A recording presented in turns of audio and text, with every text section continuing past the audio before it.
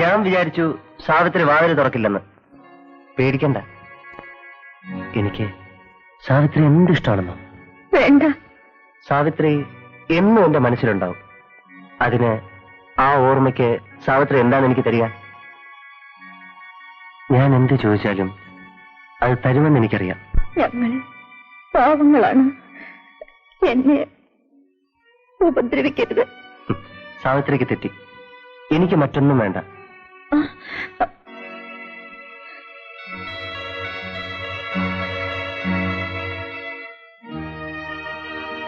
ഇതിലൊന്ന്, ഒരു വള, ഇത് മതി.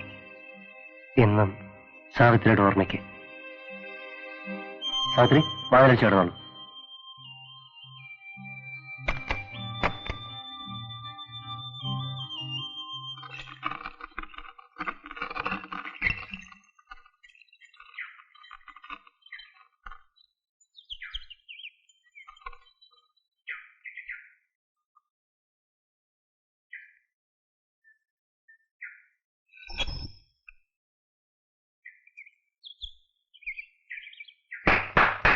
അല്ല, എങ്ങോട്ടാ സാറ്?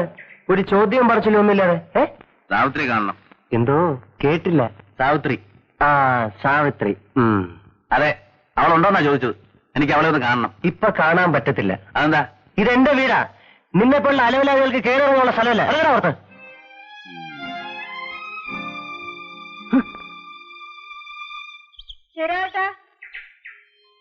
എന്താ ശരിയാട്ടാ?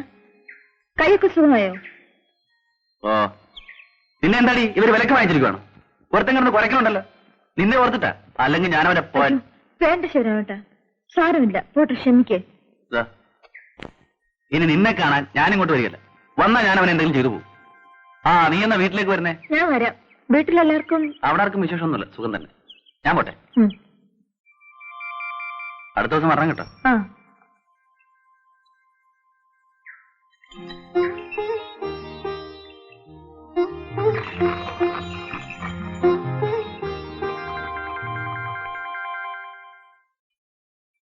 സാവിത്രി, ഇവൻ എന്തിനാ ഇവിടെ കയറി ഇറങ്ങി നടക്കുന്നേ? ഈ കാളവണ്ടിക്കാരൻ. ദേ, ഇതൊന്നും നല്ലതല്ല, നമുക്ക് കയറുന്നതല്ല.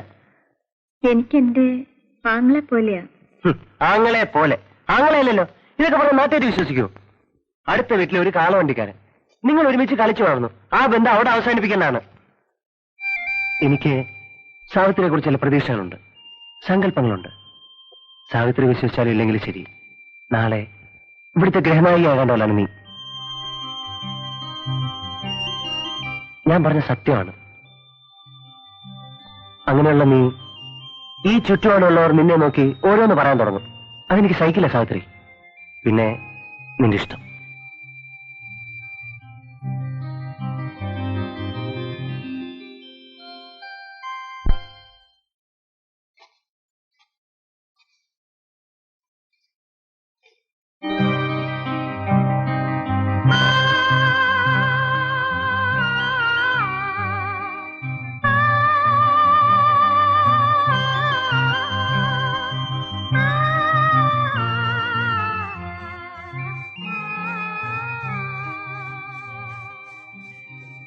എന്തിനാ ഇതെടുത്തത്? ഞാനിതൊരു നിധി പോലെ സൂക്ഷിച്ചു വെച്ചിരുന്നല്ലേ. ഞാൻ സാവിത്രിക്ക് എന്റെ ജീവൻ തന്നെ തരാൻ തയ്യാറാണ്.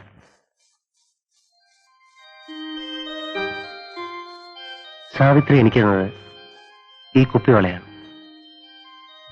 ഞാൻ സാവിത്രിയെ വിവാഹം കഴിക്കട്ടെ. ഇഷ്ടമാണ്, എനിക്കിഷ്ടമാണ്.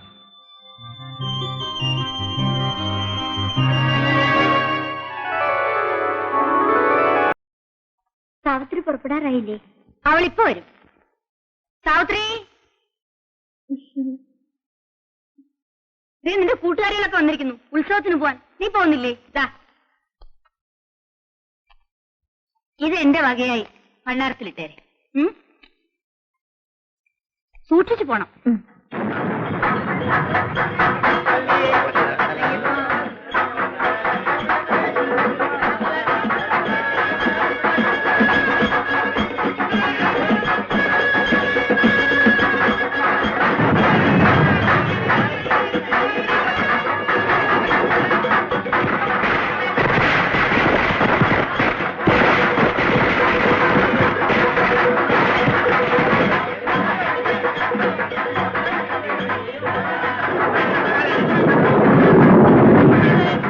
വർഷവും മഴ തന്നെയെന്നാ തോന്നണത്.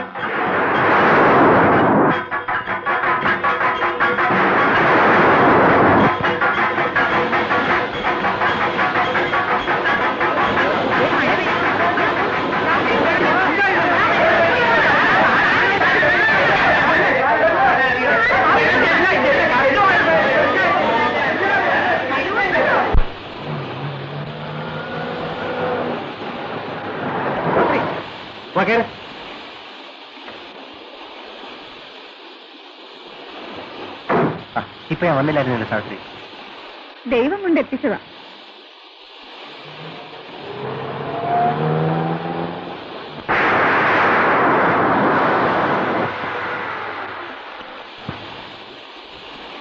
ഇറങ്ങി സാവിത്രി. ഇതെന്താ ഇവിടെ? ഇതൊരു ഗസ്റ്റ് ഹൗസാ. നമുക്ക് മഴ കഴിഞ്ഞിട്ട് വീട്ടിലോട്ട് പോവാം. അങ്ങോട്ടുള്ള വഴിയും വളരെ മോശമാണ്. തന്നെയുമല്ല, ആ സമയത്ത് നിന്നെ കൊണ്ടുപോകുന്നത് ശരിയല്ല. വാ ഇറങ്ങ. ഉത്സവം കലങ്ങിയത് സാറിന് കോളായി. അടിച്ചോണ്ട് വന്നല്ലോ ഒന്നിനെ. സാറേ, കഴിഞ്ഞ പ്രാവശ്യം സാറ് ഡാൻസ് ഏരിയ കൊണ്ടുവന്നല്ലോ.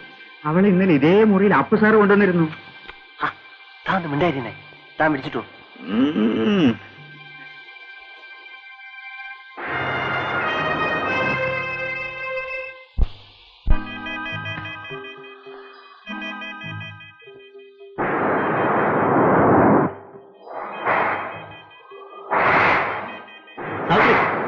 നിനക്കിതൊക്കെ പിഴിഞ്ഞ് ഉണക്കായിട്ടൂടായിരുന്നു? വേണമെന്നില്ല. വാച്ചർ പറഞ്ഞത് മുഴുവനും ഞാൻ കേട്ടു. ഞാൻ പോവാണ്. സാവിത്രി, നീ പോയെന്നാ പറഞ്ഞേ? ഞാൻ പോകും. നിന്നെ എന്നെ കൊടുത്തില്ല. ഞാൻ അറിഞ്ഞില്ല. നീ ഇവിടുന്ന് എന്റെ രക്ഷപ്പെടാൻ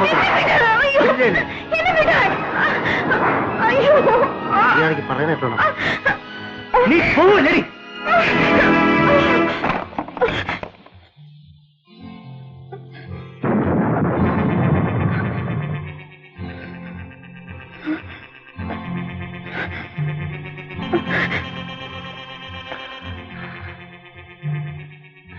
സാവിത്രി, നിന്നെ ഇപ്പൊ എനിക്ക് എന്ത് വേണമെങ്കിലും ചെയ്യാം. പക്ഷെ ഞാനത് ചെയ്യില്ല. നിന്റെ അനുവാദം ഇല്ലാതെ നിന്റെ ശരീരത്തെ ഞാൻ തൊടില്ല. നിന്നെ ഞാൻ അത്രമാത്രം സ്നേഹിക്കുന്നു സാവിത്രി. സാവിത്രി, സാവിത്രിയെ കണ്ട നിമിഷം മുതൽ ഞാൻ മറ്റൊരു പെണ്ണിനെ കുറിച്ച് ചിന്തിച്ചിട്ടില്ല. മുഖത്ത് നോക്കിയിട്ടില്ല. നിന്നെപ്പോലെ പരിശുദ്ധിയും സുന്ദരിയുമായ ഒരു പെണ്ണിന്റെ ഭർത്താവാനുള്ള യോഗ്യത എനിക്കില്ലായിരിക്കും. പോട്ടെ. സാവിത്രിക്ക് അറിയാമോ സ്നേഹത്തിന് വേണ്ടിയുള്ള ദാഹം, അതിന്റെ വേദന, അത് ഏറ്റവും കൂടുതൽ അനുഭവിക്കുന്നവനാണ് ഞാൻ. സാവിത്രി, ഞാൻ സാവിത്രിയെ വിവാഹം കഴിച്ചോട്ടെ? എനിക്ക് ഒരു ജീവിതം തരില്ലേ? നമുക്കും നമ്മുടെ കുഞ്ഞുങ്ങൾക്കും ഒരു കുടുംബമായിട്ട് ജീവിക്കാം.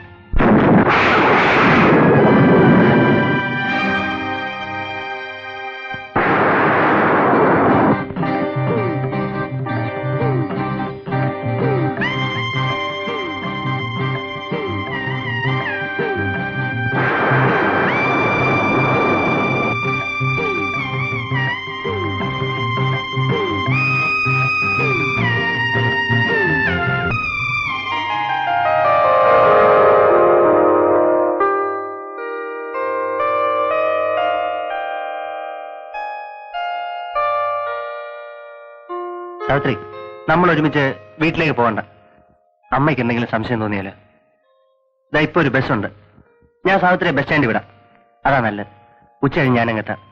വരും.